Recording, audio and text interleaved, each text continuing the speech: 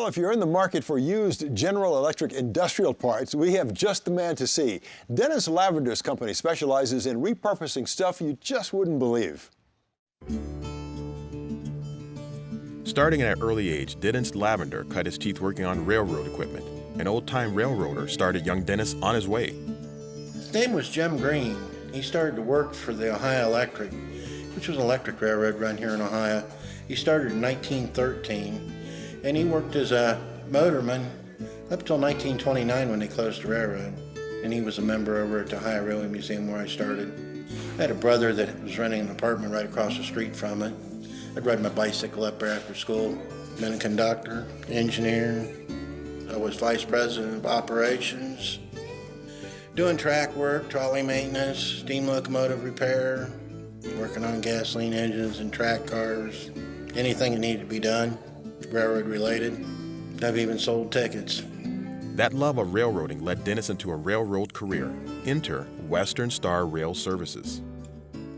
Well, buy and sell industrial GE parts pretty much all over the world. I've shipped stuff to Israel, Italy, South America, Mexico, Canada, England.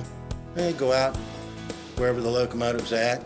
Then you go out there and you start cutting the parts off you want. You get a scrapyard to come in, you load the locomotive carcass on a lowboy, ship it off to the scrapyard, and they give you so much a ton for what you don't bring back here.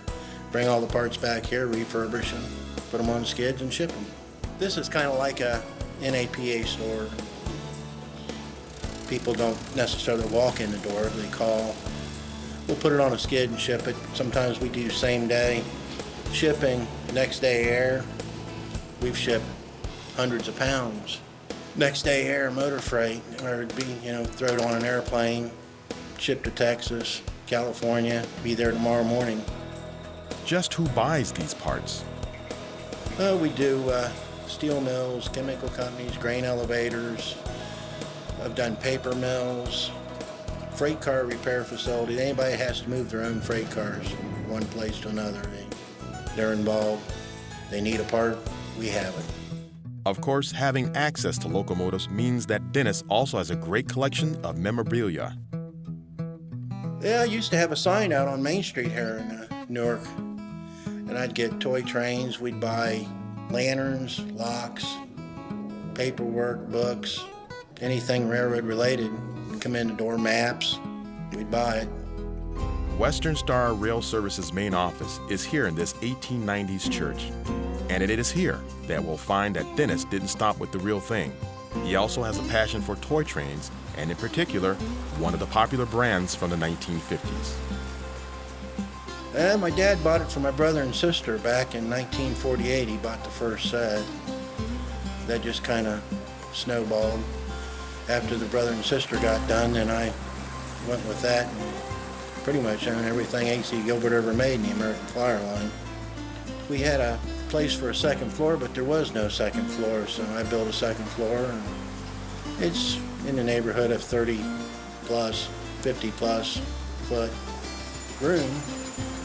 Could store locomotive parts up there. The building wasn't so to put heavy weight in a second floor, so it looked like a good place for model railroad, and that's where we ended up putting it. Dennis is also a collector and has a few pieces that are special.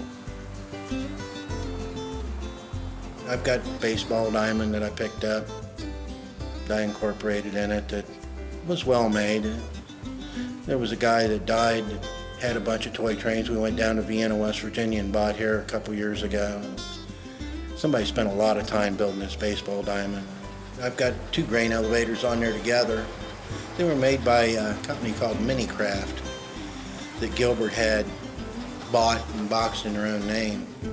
Yeah, they're pretty neat. Minicraft stuff was pretty neat. It was made out of masonite. Looked pretty real. And the track's all original Gilbert for the most part. Dennis has one train that is a personal favorite.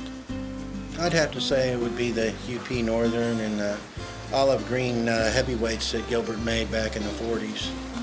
Color's about right to what Pennsylvania Railroad painted hers. New York Central. It was a dark green, kind of an olive color green. When Dennis Lavender started listening to stories at the Ohio Railway Museum, little did he know that it would feed his passion for railroading, both real and model.